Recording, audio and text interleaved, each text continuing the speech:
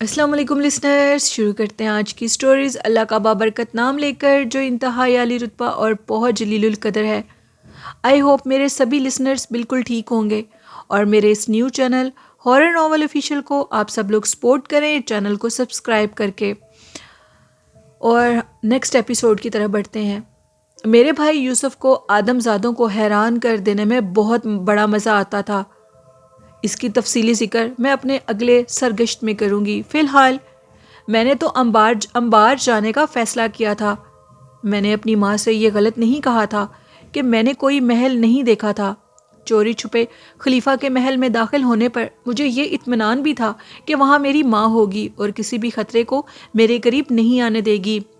آدم خطرناک ہرگز نہیں ہے جتنا انہیں جنات نے بدنام کر رکھا ہے۔ یہ تاثر میرے لڑک پن کا ہے۔ بعد میں مجھ پر کیا گزری یہ بعد میں ہی بتاؤں گی۔ دوسرے دن شام ہونے سے پہلے میں فضا میں پرواز کر گئی۔ اس وقت تک میری ماں انبار جانے کے لیے کھنڈرات سے روانہ نہیں ہوئی تھی۔ مجھے ابھی فضا میں منڈلاتے دیکھ کر میں اپنی ماں کا تعاقب کرنا چاہتی تھی۔ اس کے لیے مجھے زیادہ دیر انتظار نہیں کرنا پڑا۔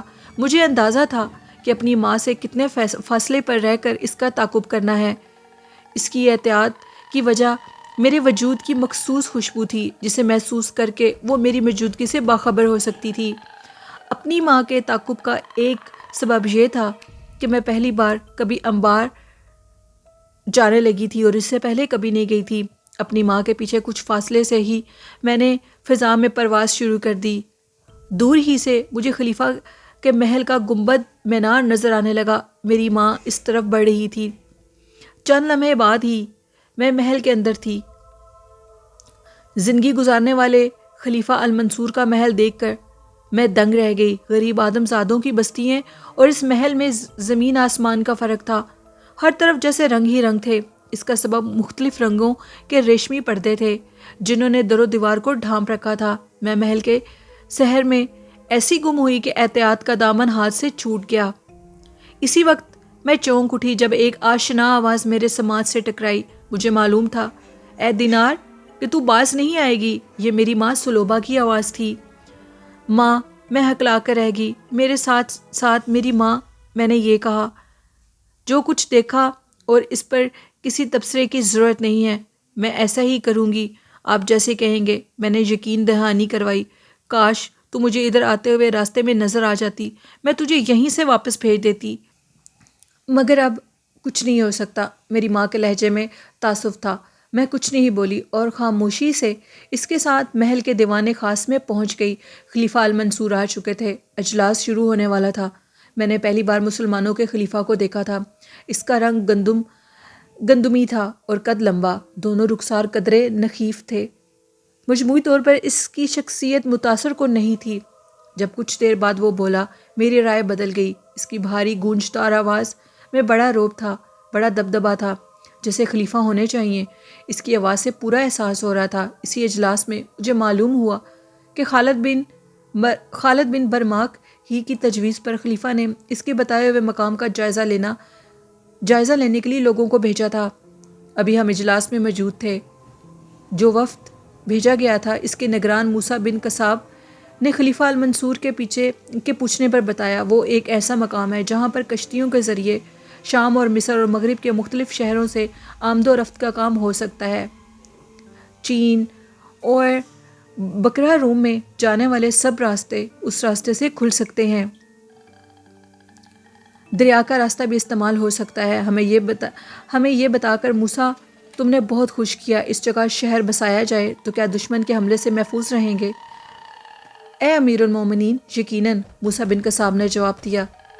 اپنے یقین کی وضاحت کو خلیفہ بن منصور نے حکم دیا کہ ہم جا کر صبح اس جگہ کو دیکھیں گے اور اس کے بعد ہی ہم مکمل طور پر اس جگہ پر شہر بسانے کا آپ کو نوٹس دے دیں گے اور اس کی تعمیر کے کام کو اسی ٹائم شروع کروا دیں گے۔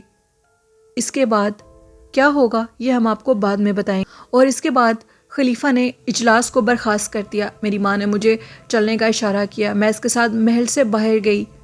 فیصلہ تو آج بھی نہیں ہوا اے میری ماں، میں نے اپنی ماں کے ساتھ ساتھ انبار سے بابل کی طرف پرواز کرتے ہوئے کہا۔ ہاں اے دینار، لیکن مجھے خلیفہ کی باتوں سے ایسے لگتا ہے اسے تجویز کردہ مقام پر نیا شہر بسانے میں دلچسپی ہے۔ میری ماں بولی، تو نے دیکھا نہیں وہ کس طرح شہر بسانے پر خوشی کا اظہار کر رہا تھا۔ اس سے پہلے کہ خلیفہ اس جگہ نیا شہر بسانے کا حکم صادر کرے، اپنے تحفظ اور مستقبل کے بارے میں کچھ نہ کچھ سوچنا پڑے گا۔ ہمارے قبیلے کی نئی نسل کو آدم زادوں کی بستی سے اس قدر قریب رہنا مناسب نہیں۔ مجھے معلوم ہے کہ میری عمر کے جن زادے اور جن زادیوں کو جنات کی نئی نسل میں شمار کیا جاتا ہے، اپنی ماں کے خیالات اور آدم زادوں کے متعلق خدشات سے ہر چند مجھے اتفاق نہیں تھا۔ اس کے باوجود میں نے اختلاف کا اظہار کرنے سے گریز نہیں کیا۔ اس کا سبب اپنی ماں کی خوشنودگی حاصل کرنا تھا تاکہ وہ میرے باپ اگزم سے میری حالیہ نافرمانی کا تذکرہ نہ کر سکے۔ پھر یہی بات میں نے اپنی ماں سے بھی کہہ دی۔ اے دینار، اگر تجھے اپنے باپ کی عزت کا اتنا ہی خیال ہے تو اس سے ڈر جاتی، تو اس کی نافرمانی نہ کرتی۔ اگر اسے تیری نافرمانی کا پتہ چل گیا تو پھر آئندہ ایسا کبھی نہ کیجیو۔ تجھے میں جو نصیحت کرتی ہوں وہ تیری بھلائی کے لیے اچھی ہے۔ کیا تجھے اس بات پر فخر محسوس نہیں ہوتا کہ تیرا باپ اقسم ان 7 جنات میں سے ایک ہے جو سب سے پہلے ایمان لایا؟ کیوں نہیں اے میری ماں، میں نے اپنے نیک باپ پر فخر کرتی ہوں اور جانتی ہوں کہ ہمارا قبیلہ سب سے بڑا قبیلہ ہے۔ یہ بات تیرے اور میرے درمیان ہی رہے کہ تو میرے ساتھ انبار گئی تھی۔ جی ماں، میں آپ کے درمیان ہی رہوں گی۔ میں بھی یہ چاہتی ہوں کہ آپ کسی کو نہ بتائیں۔ اور اس کے بعد ہم ماں بیٹیوں نے پرواز کر لی اور ہم لوگ اپنے گھر پہنچ چکے تھے۔ ہمارے باپ نے مقررہ وقت پر ایک اجلاس طلب کیا اور اس اجلاس میں جنات کی نئی نسل کو مدعو نہیں کیا گیا، اور پھر میں نے اپنے تجسس کے تحت اس کی پوری کارروائی سنی اور دیکھی۔ ایک شگفتہ دیوار کے پیچھے چھپ کر کھڑی ہوگی۔ آدم زاد صحرا میں کوئی نیا شہر بسانے والے ہیں، اس کا علم اجلاس میں شریک تمام ہی جنات کو تھا۔ میرے باپ نے اجلاس بلانے کی غرض سے خلیفہ المنصور کے عزائم سے جنات کو آگاہ کیا۔ بہت ہو گیا سردار اقزم، ایک جن زادہ کہنے لگا، ہم نے آدم زادوں کو بہت ڈھیل دے دی ہے۔ آدم زادوں کو شاید یاد نہیں، زمین پر پہلا حق ہمارا ہے۔ دوسرا جن زادہ بولا، یقیناً آدم زاد ہم سے ہمارا شرف نہیں چھین سکتے۔ اللہ تعالیٰ نے پہلے ہمیں خلق کیا اور پھر انہیں۔ دوسرا اشرف المخلوقات ہونے کا دعویٰ کرتے ہیں جبکہ ان سے اشرف ہم ہیں۔ تیسرا جن زادہ کہنے لگا، ان آدم زادوں نے رفتہ رفتہ ساری زمین پر قبضہ کر لیا ہے اور ہمیں بے دخل کرتے جا رہے ہیں۔ ان حالات میں ہمیں یہ حق حاصل ہے کہ ہم آدم زادوں کو یہاں سے بھگا دیں اگر وہ بابل کے قریب کوئی شہر بسانا چاہیں، لیکن کیا یہ اپنی حدود سے تجاوز کرنا نہیں ہوگا؟ میرے باپ اقزم نے وہاں موجود جنات سے سوال کیا۔ نہیں سردار اقزم، ایک ساتھ کئی جنوں نے بلند آواز میں کہا۔ میرا خیال ہے کہ آدم زادوں کو نیا شہر اور بستیاں آباد کرنے سے روکنے کے بجائے ہمیں اپنے تحفظ کی فکر کرنی چاہیے۔ اس کی کئی صورتیں ہیں جس پر ہمیں غور و فکر کرنا چاہیے۔ اگر وہ دریا کے دونوں کناروں پر کوئی شہر بسا بھی لیتے ہیں تو کیا ضروری ہے کہ ہمیں بابل چھوڑ کر چلے جائیں؟ ایسا بھی تو ہو سکتا ہے کہ ہم اپنی حفاظت کی خاطر آدم زادوں کی بستی میں نہیں جائیں گے۔ میرا باپ اقزم بولتا رہا اور جنات خاموشی سے اس کی بات سنتے رہے۔ آخر میں انہوں نے کہا، ہم اپنے بزرگ کی تعلیم کردہ عملیات کا سہارا بھی تو لے سکتے ہیں۔ ان تعلیمات کا توڑ آدم زاد نہیں کر سکتے۔ بابل کے ان کھنڈرات کے ارد گرد ایسا احسار کھینچا جا سکتا ہے جسے کوئی آدم زاد عبور نہیں کر سکے گا۔ ہمیں اپنی حفاظت تو کرنی ہے۔ ہم جان گئے ہیں اے سردار اقزم، تو آدم زادوں سے جھگڑا مول نہیں لینا چاہتا، اور اگر تو ایسا چاہتا تو لازم اس میں سے کوئی بھلائی کا کام ہوگا۔ ایک عمر رسیدہ جن نے اپنے خیالات کا اظہار کرتے ہوئے کہا، یوں بھی ایک مفروضہ ہے، تجویز کردہ جگہ ہی کوئی نیا شہر تعمیر ہوگا۔ پہلے خلیفہ المنصور خود تو کسی نتیجے پر پہنچ جائے، پھر سوچیں گے کہ ہمیں کیا کرنا ہے۔ ایک اور بزرگ جن نے کہا، یہاں تک کہ مجھے ایک بات یاد ہے، تجویز کردہ جگہ کا نام بغداد ہے۔ ایک بوڑھے جن نے کہا، اس سلسلے میں ایک روایت بھی مشہور ہے۔ ہاں، وہ روایت مجھ تک بھی پہنچی ہے۔ میرے باپ نے تصدیق کی کہ دریا کے کنارے کسی اس جگہ کے جہاں باغ تھا، اور اس جگہ ہر ہفتے ایک خوش اور عادل بادشاہ کا نام، جس کا نام نوشیرواں سنا گیا ہے، مظلوموں کی داد رسی کرنے آتا ہے۔ سو اس بنا پر جس جگہ بغداد کہلانے لگی اور پھر کثرت استعمال سے الف ساکت ہو گیا۔ اب اس مقام کا نام باغداد نہیں بغداد ہے۔ خبر خلیفہ بن منصور سے روایت پہنچی تھی۔ جنات کا وہ اجلاس جو بڑی تیزی سے اپنے مقام تک پہنچ رہا تھا، اس کے بعد ختم ہو گیا، اور یہ طے پا گیا کہ آئندہ روز خلیفہ المنصور جو فیصلہ کرے گا، اس کے پیش نظر ہی دیکھیں گے کہ ہمیں کیا لائے عمل کرنا ہے۔ ہر چند دنوں کے بعد یہ بات زور پکڑتی۔ ہمارے قبیلے میں زیادہ تعداد اہل ایمان جنات کی تھی، مگر دوسرے مذہب سے تعلق رکھنے والے کافر جن بھی تھے۔ جنات کے اجلاس میں سخت تقریریں کرنے والے یہی کافر جن تھے۔ ان کا سبب مسلمان آدم ذات خلیفوں کو نقصان پہنچانا تھا، اہل ایمان کے خلاف اپنے اندر چھپی ہوئی نفرت کو اور زیادہ تیز کرنا تھا۔ اسی نفرت کے باعث میرے والد نے یہ فیصلہ کیا تھا کہ ہم کسی بھی آدم ذات کو کوئی نقصان نہیں دیں گے۔ خیر، وقت گزرتا جا رہا تھا۔ مجھے ایک دن ایک بات یاد آئی۔ مجھے ناصر کی بہت یاد آئی۔ ناصر کون ہے؟ میں آپ کو بتاتی ہوں۔ دینار کہتی ہے، ایک دفعہ میں ایک صحرا کے پاس سے گزر رہی تھی۔ اچانک دیکھتی ہوں کہ ایک لڑکا صحرا میں اکیلا کھڑا ہے۔ میں جیسے ہی اس کے قریب گئی اور اس کے قریب پہنچ کر میں نے ایک سرگوشی کی، اے مسافر، تیرا کیا مقصد ہے؟ ادھر کیوں آیا ہے؟ پھر آواز سن کر تقریباً وہ انسان اچھل پڑا، پھر خوف زدہ ہو کر آواز میں کہنے لگا، کون ہو تم؟ نظر کیوں نہیں آتی؟ میں تمہیں صحرا کی روح کہہ سکتا ہوں، روحیں نظر نہیں آتی۔ میں بڑی بڑی خوبصورت آنکھوں والے اس نوجوان سے بولی۔ اپنی بات جاری رکھتے ہوئے میں نے مزید کہا، میں بھٹک جانے والوں کو راستہ دکھاتی ہوں، اور مجھے پتا ہے کہ تم اپنے قافلے سے بھٹک چکے ہو۔ تمہیں میں کس نام سے پکاروں اے صحرا کی روح؟ اس نے سوال کیا۔ میرا نام دینار ہے، اور تمہارا؟ اے دینار، میرا نام ناصر ہے، اور میں بصرہ میں رہتا ہوں، میرا کھجوروں کا باغ ہے۔ اس نوجوان نے اپنے بارے میں بتایا۔ میں بھٹک گیا ہوں، کیا تم مجھے راستہ دکھاؤ گی؟ میرا تو کام ہی راستہ دکھانا ہے۔ ناصر کو کہا میں نے، کیا تم میرے باغ کی کھجوریں کھاؤ گی؟ کیوں نہیں، اس نے فوراً جواب دیا۔ میں نے اس کی بہت عزت کی۔ بصرہ شہر میرے لیے نیا نہیں ہے، میں پہلے بھی وہاں کے بھٹکے ہوئے لوگوں کو راستہ دکھا چکی ہوں۔ صحرا میں اکثر لوگ بھٹک جاتے ہیں۔ بصرہ زیادہ فاصلے پر نہ تھا۔ میں نے اس سے ساتھ لے کر آگے جانے کا فیصلہ کیا۔ کچھ ہی دیر میں سورج غروب ہونے والا تھا، پھر چاند نکل آیا۔ اے ناصر، اگر میں تمہیں نظر آنے لگوں تو کیا کرو گے؟ میں تمہیں داد رسی کروں گا۔ مگر اے دینار، تم تو بہت خوبصورت ہوگی، اور تم تو روح ہو، روح تو نظر نہیں آ سکتی۔ میں نے اس کی بات کاٹ دی۔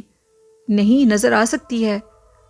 اگر ایسا ہوا کہ تم میرے سامنے آ گئی تو میں تو خوشی کے مارے مر جاؤں گا۔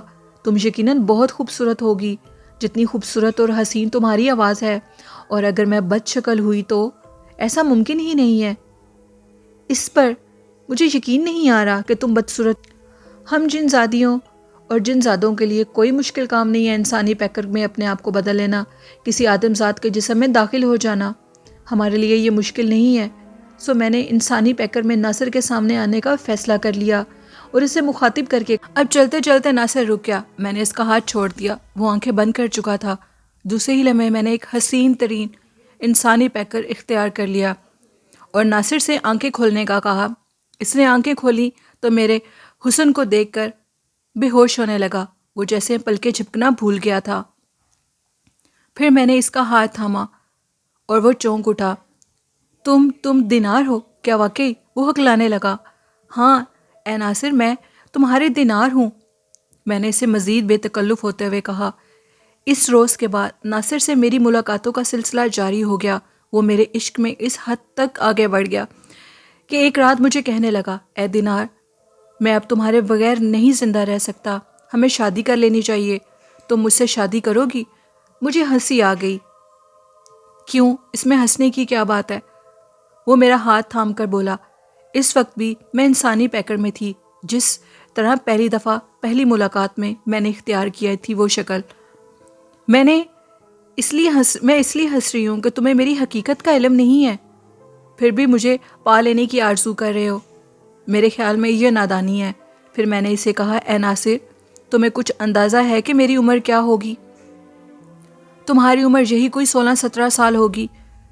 اس نے اپنا ایک ناقص اندازہ لگایا اور میری ہنسی کی آواز گونجنے لگی فضا میں۔ میں نہیں جانتی اے ناصر میری عمر کے بارے میں تمہیں کسی بھی غلط فہمی میں نہیں رکھنا چاہتی۔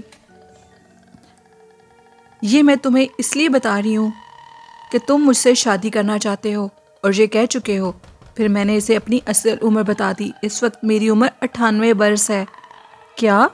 کیونکہ انسانوں کو اس عمر میں پہنچتے پہنچتے وہ اس دنیا سے چلے جاتے ہیں، ان کی زندگی کا چراغ گل ہو جاتا ہے۔ آدم زادوں کی عمریں ایسی ہی ہوتی ہیں۔ ناصر بے یقینی سے میری طرف دیکھنے لگا، پھر اس نے انکار میں سر ہلا دیا۔ میں نہیں مان سکتا۔ عین اسی لمحے کمرے کے دروازے پر دستک ہوئی۔ اس کے ساتھ ایک نسوانی آواز سنائی دی، ناصر دروازہ کھولو، کس سے باتیں کر رہے ہو؟ کون ہے تمہارے کمرے میں؟ میں اس آواز کو سنتے ہی کمرے سے جا چکی تھی۔ اچھا ناصر، میں جا رہی ہوں، میں نے سرگوشی کرتے ہوئے کہا۔ تمہاری والدہ کو آج رات پھر شک ہو گیا ہے۔ دوسرے ہی لمحے میں اس انسانی قلب سے نکل آئی۔ گھر میں ناصر کے علاوہ صرف اس کی بوڑھی ماں تھی، جو پہلے بھی 1-2 بار یہ شک کا اظہار کر چکی تھی۔ ناصر کے کمرے سے کسی لڑکی کی آوازیں آتی ہیں۔ ناصر پاگل تو نہیں ہو گیا؟ کیا تم مجھ سے جھوٹ بول رہے ہو؟ جھوٹ کے سوا کوئی راستہ بھی تو نہیں تھا۔ وہ اپنی والدین کی اکلوتی اولاد تھی۔ اس کا باپ سال پہلے مر چکا تھا، صرف ماں زندہ تھی۔ آمدنی کا واحد ذریعہ ناصر ہی تھا۔ یوں ناصر ایک خوشحال گھرانے کا فرد تھا۔ ناصر نے بتایا کہ اس کی ماں چاہتی ہے کہ وہ شادی کر لے۔ اس کا لالچی چاچا غفار اس فکر میں ہے کہ میں اس کی بیٹی سے شادی کر لوں اور اس کا داماد بن جاؤں۔ غفار اس طرح بڑے بھائی کے باغات پر قبضہ کرنا چاہتا تھا۔ ناصر ہی نے مجھے یہ ساری باتیں بتائی تھیں۔ وہ اپنے چچا کی بیٹی لیلا کو سخت ناپسند کرتا تھا۔ اگر میں اس کی زندگی میں نہ آتی تو شاید لیلا سے پھر بھی شادی کرنے پر آمادہ نہ ہوتا۔ لیلا کا ظاہر اور باطن دونوں ہی ناصر کی نظر میں قابل اعتراض تھا۔ نہ اس کی صورت اچھی تھی، نہ سیرت۔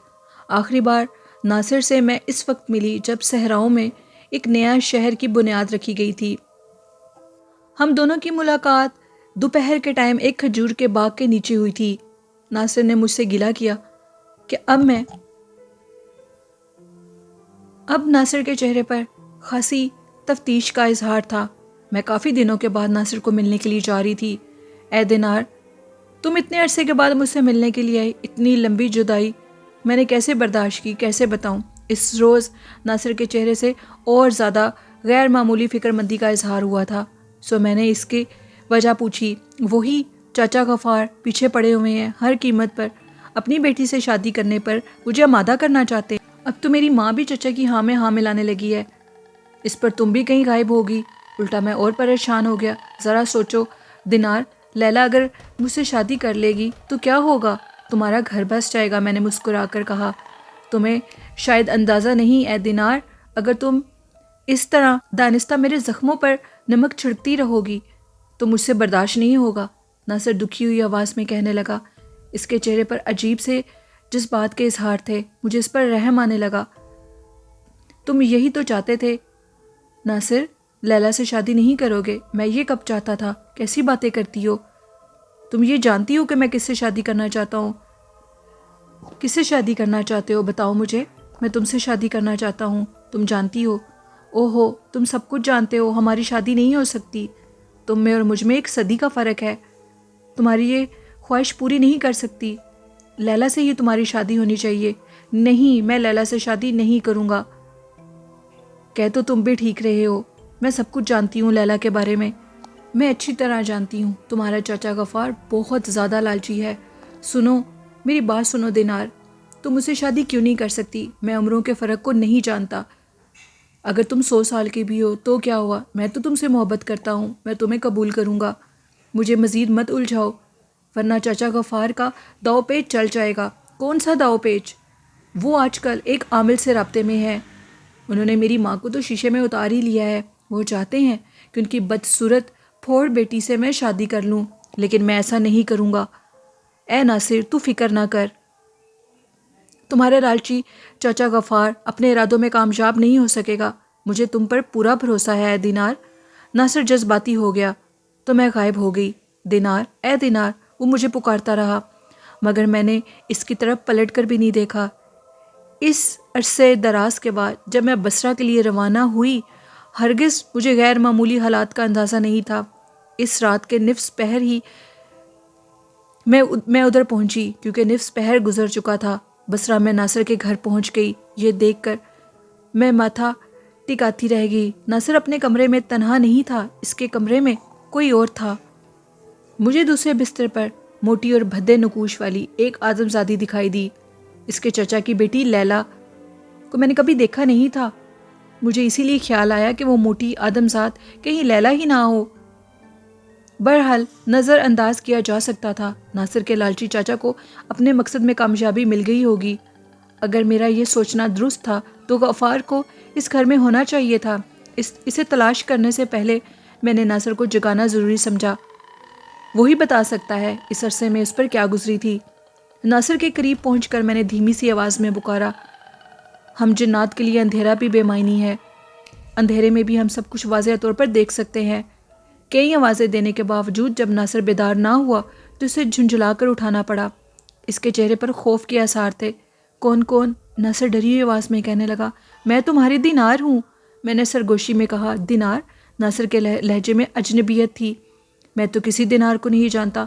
ناصر سے یہ سن کر مجھے دھچکا سا لگا۔ پھر نتائج بے پرواہ ہو کر جاننے کے لیے اس کے باوجود کہ ناصر اکیلا نہیں تھا، میں نے کمرے کے ایک کونے میں ایک چراغ کی لو تیز کر دی۔ دوسرے ہی لمحے میں انسانی پیکر اختیار کر چکی تھی جس میں ناصر مجھے دیکھنے کا عادی تھا۔ میں دینار ہوں کہ ابھی بھی مجھے نہیں پہچانا ناصر؟ میں نے اسے مخاطب ہوتے کہا۔ ناصر مجھے حیران نظروں سے دیکھ رہا تھا۔ اس کے انداز اتوار قطعی طور پر وہ نہیں تھے۔ ہاں، میں پہچانتا ہوں اور جانتا بھی ہوں۔ اب تک میں نے یہ اندازہ تو لگا لیا تھا کہ کوئی نہ کوئی گڑبڑ ضرور ہے، لیکن اس کی نوبت میری سمجھ میں نہیں آ رہی تھی۔ میں ابھی کسی نتیجے پر نہیں پہنچی تھی۔ ایک بھاری آواز سنائی دی۔ کہنے والا کہہ رہا تھا، ناصر اب تجھے کبھی پہچان نہیں سکے گا۔ ہاں، میں تجھے ضرور پہچان گیا ہوں۔ اے جن زادی، مجھے یقین تھا ایک نہ ایک دن تو ضرور آئے گی۔ میرے سارے وجود میں ان الفاظ کے ساتھ سنسنی سی دوڑ گئی۔ مجھے شدید خطرہ محسوس ہوا۔ میں نے تیزی کے ساتھ پلٹ کر اپنی حقیقت منقوشہ سامنے کر دی، جسے دیکھ کر وہ ایک پست قد والا آدم زاد تھا۔ اس کے جسم بہت زیادہ فربا اور مائل تھا۔ آنکھیں گول اور چھوٹی چھوٹی چمکیلی تھیں، یوں جیسے اندھیرے میں دو چراغ جل رہے ہوں۔ میں نے ہمت کر کے اس سے سوال کیا، کون ہے تو؟ تیری موت ہوں اے دینار، اس پست قد والے آدم زاد نے جواب دیا۔ اس کے ساتھ ہی بھدے موٹے ہونٹوں والی تیزی سے حرکت کرنے لگی۔ اب میں پوری طرح سمجھ چکا ہوں کہ تو کیا چاہتی ہے۔ تو یہ تھی آج کی ایپیسوڈ نمبر 2 لسنرز۔ آپ لوگوں کو کیسی لگی اپنا فیڈ بیک ضرور دیں، اور میرے نیلم وائس آفیشیل چینل کو بھی آپ سب لوگ سپورٹ کریں اور سبسکرائب کریں۔ اپنی ہوسٹ نیلم یاسین کو اجازت دیجیے، دعاؤں میں بہت یاد رکھیے گا۔ اللہ حافظ۔